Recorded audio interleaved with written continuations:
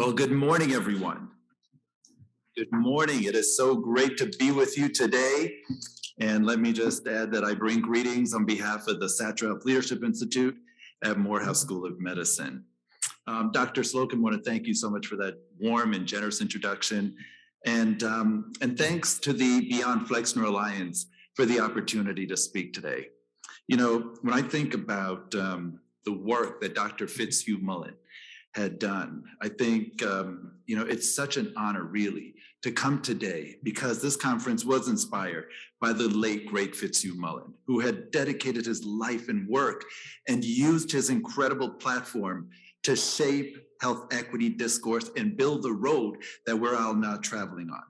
And let me just add very quickly that, during this very dark and historical moment, during this quadruple pandemic that we've been in, this endemic, in fact, let me just thank you all so much for your courageous and humbling work to elevate the health, to protect the health of all of our communities around the country. You know, when I think about what this moment, this period of time that we're in means, what it really means and represents, I'm reminded about an experience that I had with my brother many years ago. So years ago, I had just gotten my driver's license. Patrick and I borrowed my mom's car, with permission, of course, and we decided to visit a new church. So once we got there, we noticed that the only seats available were in the very last pew. So what do? We hurriedly and reverently walked to our seats. We sat down, and not even 5 minutes later, my younger brother, like so many kids do in church, even when the best preacher is preaching or the best choir is singing, starts nodding off. So when I looked to my right, I noticed my brother's head bobbing as he was nodding off. So I nudged him and I said in a hushed voice, "Patrick, wake up." Well, he turns to me, he looks at me, and he said in a whisper, "Leave me alone. I'm tired." A few minutes later, his head starts slowly bobbing again. So this time I nudged him even more. And I said, "Patrick, you're going to miss the service. Wake up." At this point, he raises his head and his voice in annoyance and said to me, "Leave me alone. I told you I'm tired." Now, I don't know how many of you have ever had an experience. What happens when two younger people start bickering in church, right? During the service.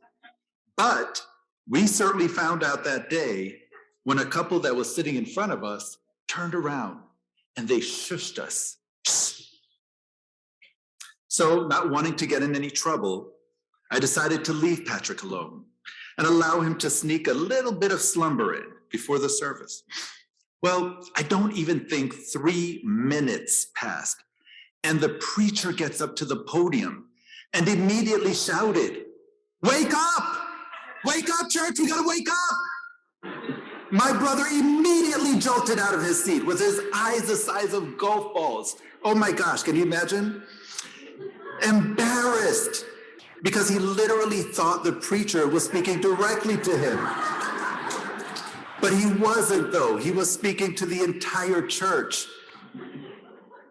You know, I share this story not to embarrass my younger brother, but really to remind myself and everyone here today that sometimes we all need a serious wake-up call to jolt us into action. And just like my brother's wake-up call in church that day years ago, America has been having a similar experience. Sadly, these wake-up calls seem to follow times of grief in our American history. Nonetheless, it's important to ride this momentum of awakening, if you will, because it is during these periods when we can and have achieved the greatest justice in health outcomes. By my count, we, right now today, are in our fourth period of a great awakening for health equity. So let's look at these 4 great awakenings. These include President Abraham Lincoln's policy to provide health care to newly freed Black people and poor white people in 1865. Desegregation of hospitals in the 1960s, owing to Medicare and Medicaid legislation, tackling the overt forms of discrimination in healthcare. The passage of public policies addressing the less overt forms of racism in healthcare. Policies addressing minority health and health disparities, including the Affordable Care Act. And of course, the current moment that we're in, under the Biden-Harris administration, which for the first time in US history is harnessing the powerful levers of the federal government to advance health equity for all population groups and address the upstream determinants of health inequities. You know, unlike the previous 3 periods in US history, today we are witnessing the acknowledgement and the prioritization of health equity by aligning policies, programs, and practices at the federal, state, and local levels, something that had barely been done before because it was met with such great resistance. Think about that. It's true, the long arc of justice, right, or history, eventually bends towards justice, they say. But as it bends, it can also wobble, right? Notwithstanding the fact that we have entered a new period in our health equity movement, according to recent articles that we've seen in British Medical Journal, in JAMA, in Health Affairs, and many others, research is showing how little progress we are making in eliminating health inequities. Within healthcare and public health, we are awakening, thanks to the groundbreaking research by many of you here today, right? To the ways in research has falsely looked at race as a biological attribute, rather than a social construct over centuries, contributing to systems of racism in healthcare delivery, education, housing, transportation, employment, and public health. And at long last, medical, nursing, public health science, and more are declaring that race is not just biological, but that racism has profound consequences for health. To address this unfinished business of healthcare and move the needle of health equity to a meaningful degree, it's going to take greater action from all of us, harnessing the power of collaboration with communities disproportionately affected. So these are 3 seminal questions as we strive to move the dial in the right direction. Given all that we know about the root causes and net effects of health inequities, how have they continued? Why has the United States, with its advanced healthcare and economic systems, not seen better results? And how can health professions education meet the current health equity challenges we face today? Well, let's take a trip down history lane to really find the honest answers to these questions.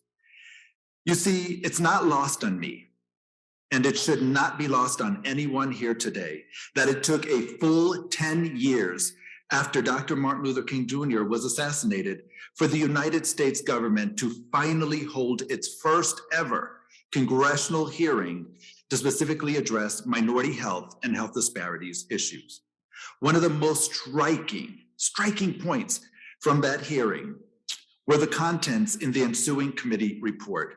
Among them, and I quote, "Although a full commitment to equality has never characterized American health policy, serious questions arise whether the present partial commitments to equality in healthcare will be maintained." Think about that. When I first read that hearing report, my immediate thought was, wow. While it was and still is shocking to read the stark and blunt acknowledgement that we had never experienced a full commitment to health equality in American health policy during that time, the truth is that it's actually even sadder than it is surprising. Even more concerning is that the few health equity scholars and leaders during that time, during 1979, truly doubted whether the limited gains that they had achieved would be maintained into the future. Unfortunately, they had every reason to be skeptical. As we sit here today, and we all know the statistics and trends, we also know that they were correct, right? With our nation's demographic shifts, the racial and ethnic disparities in higher incidence and prevalence across virtually every chronic and acute disease and condition, and the disparities in life expectancy and lower health status, we can no longer afford to embrace a partial commitment to equality in healthcare. This means that we, as a community of health equity champions, must meet our new mandate, a refusal to tolerate the dearth, the painful dearth, and thus absence of policies, practices, and programs that seek to root out and eliminate health inequities and inequalities. Now, as I mentioned earlier, I want to reinforce that I know that significant progress has been made in the fight to reduce racial and ethnic health disparities. Equally, and perhaps more important, are the many advancements made to advance thinking and conversation about their root causes. And to everyone here today, your fingerprints are all over these successes. But it's also clear to me that we have so much more to do. And this is especially true of health professions education, especially as we work to undo the unfortunate residual effects of the Flexner Report on minority health and health equity. So how do we take advantage of this moment in time in the health equity movement to repair the past and effect real, meaningful, and permanent change? That is the question that I'm going to focus this keynote to try to begin to answer. It starts with considering what gives rise to the social determinants of health, and more importantly, why have they disproportionately and detrimentally affected racial and ethnic minorities and other vulnerable individuals and communities for so long? Further, why do they continue to do so? And what can we do as a community of health equity champions to mitigate and eliminate their negative impacts? Now, most health equity champions are focusing on the social determinants of health, and with very, very good measure. However, we must seize this unique but sad moment in time, in history really, and look even further upstream than we have been. And that means focusing on the political determinants of health, which sit at the top of the river. By focusing on the political determinants of health, we will be zeroing in on the fundamental causes that give rise to and sustain and exacerbate the social determinants of health that in turn create and worsen the persistent and devastating health inequities that all of us see, experience, research, and report every single year. Yes, these are the very inequities that negatively and profoundly affect racial and ethnic minority communities and individuals who live and struggle to survive in the murky and often dangerous water downstream. So what do I mean by the political determinants of health? Well, they are the systematic processes of structuring relationships, distributing resources, and administering power in and across and throughout the country. They often operate simultaneously in ways that mutually reinforce or influence one another to advance or hinder health equity. Now, the next question then is, how have they emerged as a fundamental challenge to our collective efforts to achieve health equity in America?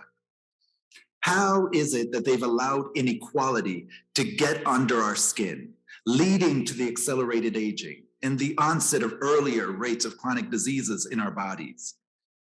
Well, let's take a walk really through history. And I'm going to begin not in 1619, although I do believe that is a fair starting point, but I'm going to start in 1641, because this was the time when the commercial interests, wanting to sustain their business model of slavery, recognizing that the abolitionists, the health equity champions of the time, if you will, were gaining headway in showing how evil slavery was.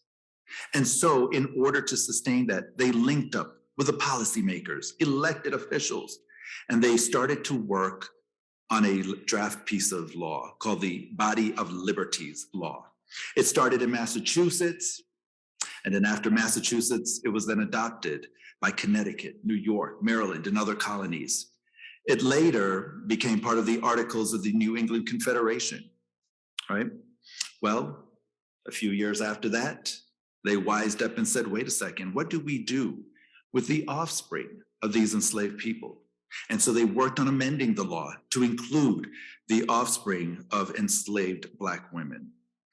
Now, this meant that, in simpler terms, the legal meaning meant that the offspring, the human child, would have the same legal status in society as their mother, a slave. Think about that for a moment. And as if that weren't enough, what do these commercial interests and political determinants do? These policymakers do. They went further to make it very difficult for Black and Indigenous population groups to address their social determinants of health needs. They worked on additional laws and policies to prohibit explicitly Black and Indigenous groups from being able to raise their own food, earn their own money. They were prohibited by law from being educated, from learning to read and write, especially English. Additional laws were created, limiting their movement, making it such that within the jurisdiction, if you went beyond a 1 mile radius off the plantation, you could be in serious trouble.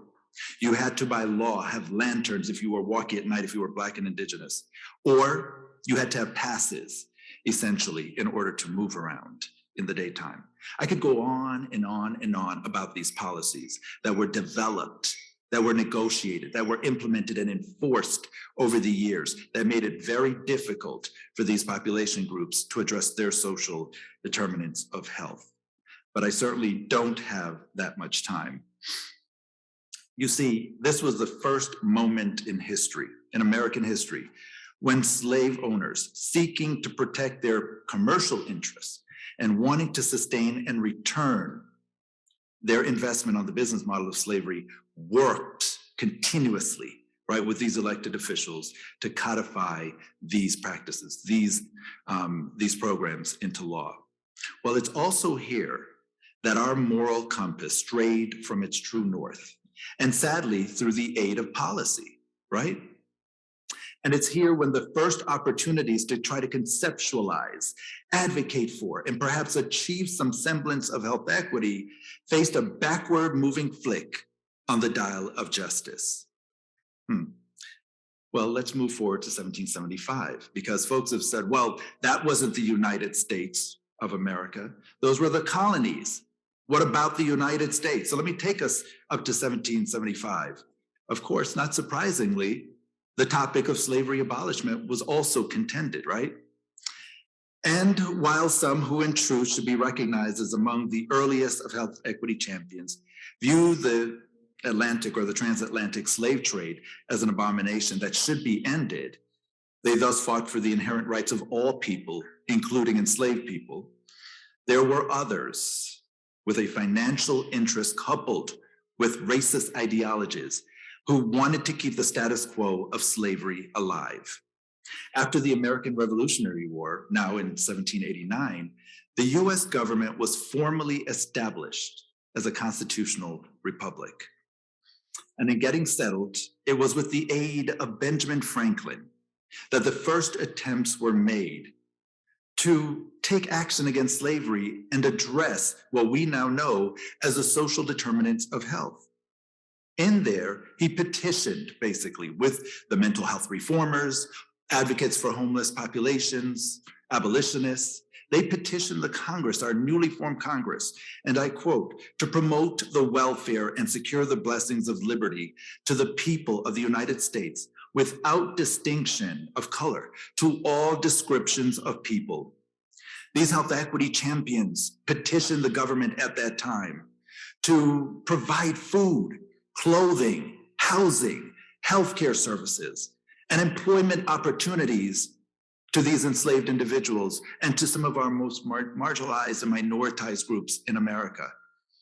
This was the first time in public policy now, as a fledgling nation, right, that one of the leading political determinants of health was used to try to advance health equity for vulnerable and marginalized groups. These efforts were also the first acts of health equity advocacy aimed at towards addressing the social determinants that plagued and continue to plague minoritized groups. Well, if anyone is wondering, that legacy lives on today. In fact, we see it in Medicaid expansion, where some states have opted to expand Medicaid while others have not. Now, with that confederalism argument, right, the government essentially made the argument that, well, we can't address this issue. Oh, Benjamin Franklin, oh, abolitionists, oh, health equity champions, because the states should be doing that. The states are closer to the people. Therefore, they know what's better for the people who are residing in their jurisdiction. Isn't that interesting? Right? Confederalism argument. They punted the issue. And before Benjamin Franklin and his supporters could push back on that argument, unfortunately, he passed away 3 weeks later. And that was the first time in US history that the light of health equity had dimmed in public policy, in our movement to advance health equity. Well, of course, none of this should come as a surprise, given the fact that the newly formed republic was still in its fragile infancy. And further, it's important to remember that many of the congressmen were themselves owners of slaves. In fact, over 50% of the members of Congress at that time were slave owners for the first 2 decades in our country's existence. This gave them a vested financial interest in keeping the institution of slavery alive, even at the cost of Black health, wellness, and lives. Now, this is what's really astounding. Current research studies, many of which you all are involved in, show a direct correlation in the intergenerational trauma created in these same marginalized, abused, and enslaved populations, and the early adoption of racist policies and practices from pre-colonial times. But the early 1900s were no different than the colonial times in major and profound ways. In fact, we saw this trend continue even further, despite the federal government now recognizing that we could no longer continue to develop, implement, and enforce explicitly racist policies. What we observed were racist advocates who creatively and nefariously aligned themselves and came together to construct policies that seemed facially neutral, as we call it in the law, that did not seem to overtly discriminate, right? Exclusionarily discriminate against a certain group. But looking back, we all know the truth, right? So let's take a look at this. Let's take a look at the Social Security Act as an example. This law intentionally excluded domestic workers and agricultural workers who were and remain today largely African American, Latino, or those who identify as Latinx, Asian, and immigrants at the time. Another seemingly facial neutral policy that has had and continues to have a disproportionate impact, negative impact on minoritized individuals and communities is the Homeowners Loan Corporation Act, right? The law that yellow-lined and red-lined Black and brown communities in over 200 of America's cities.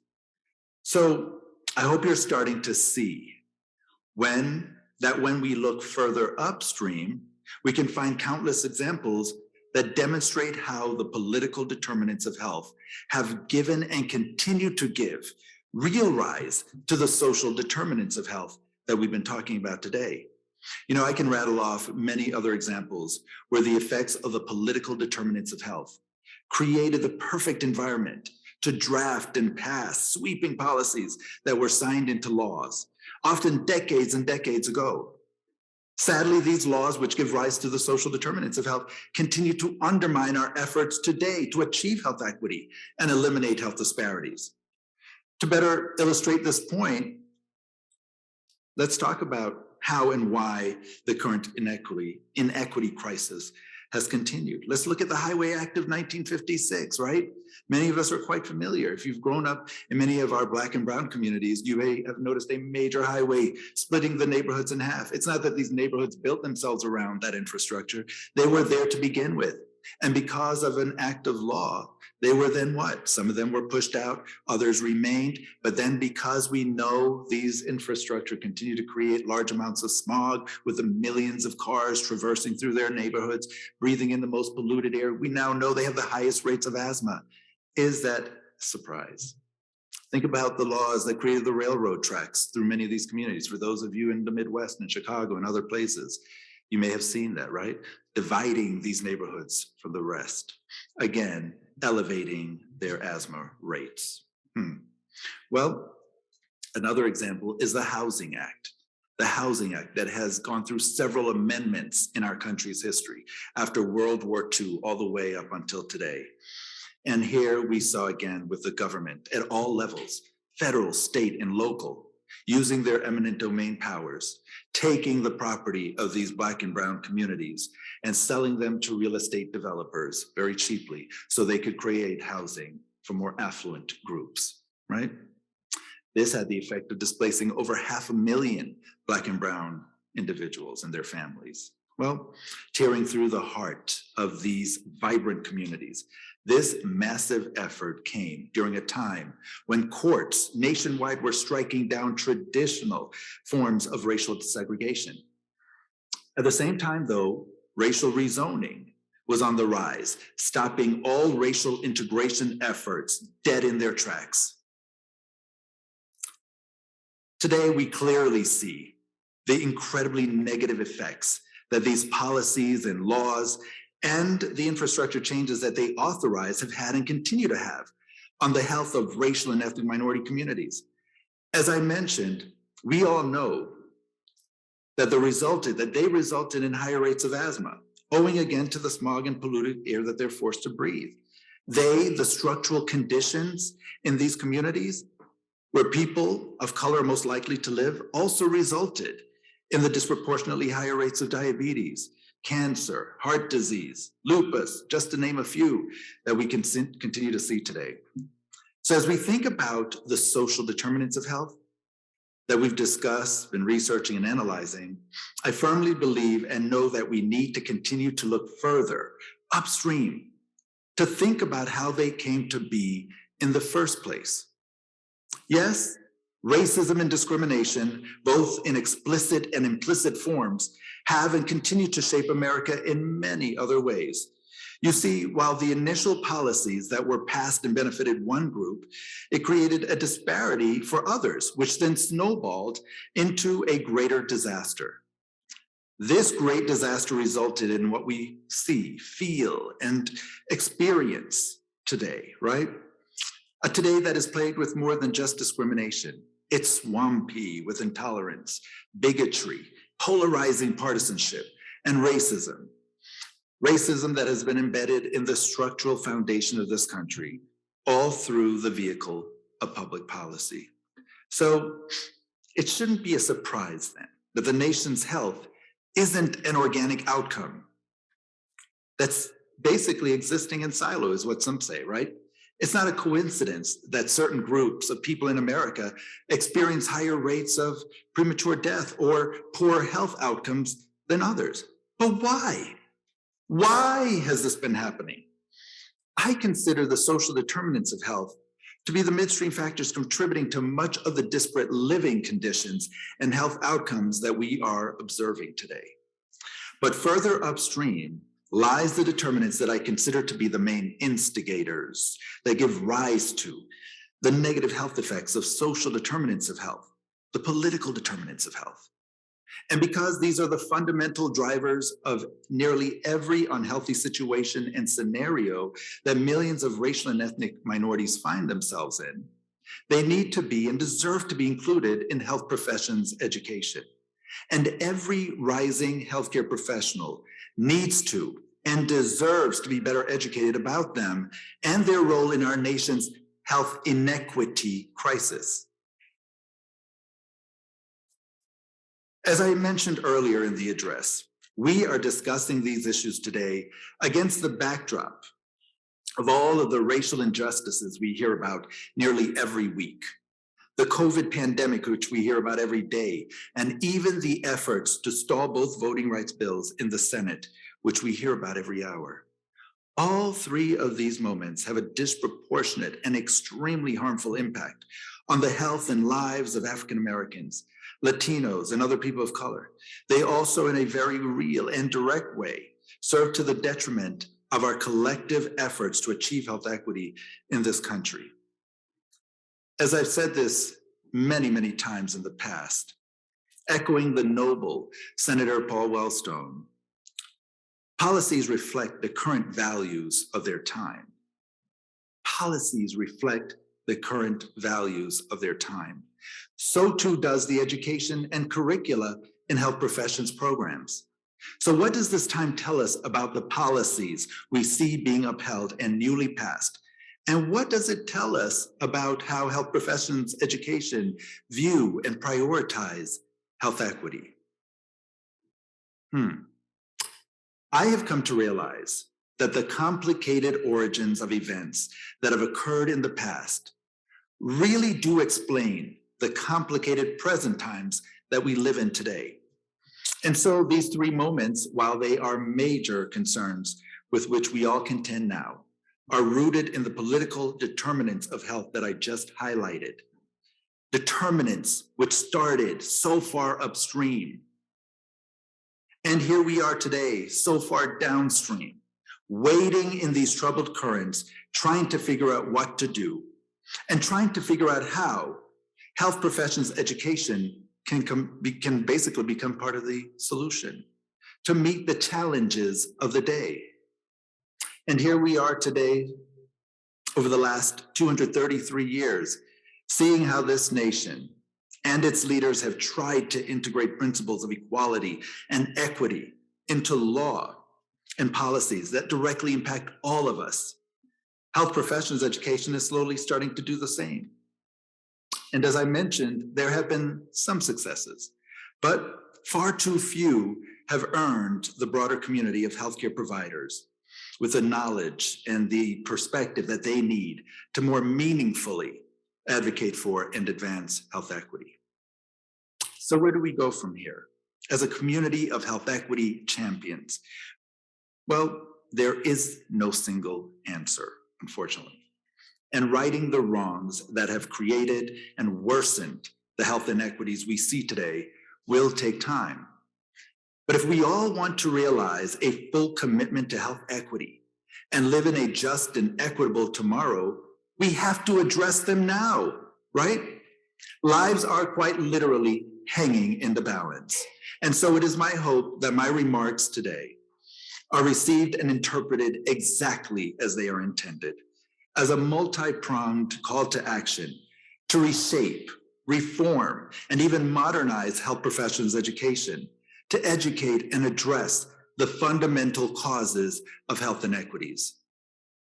Many of the nation's most respected and accomplished health professions and educators and graduates of these programs are represented here today.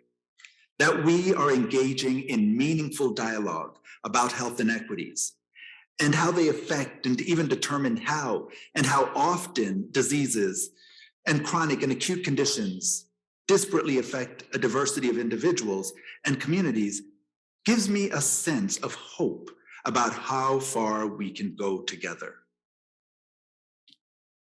You know, someone once said that when ordinary people come together, extraordinary things can happen.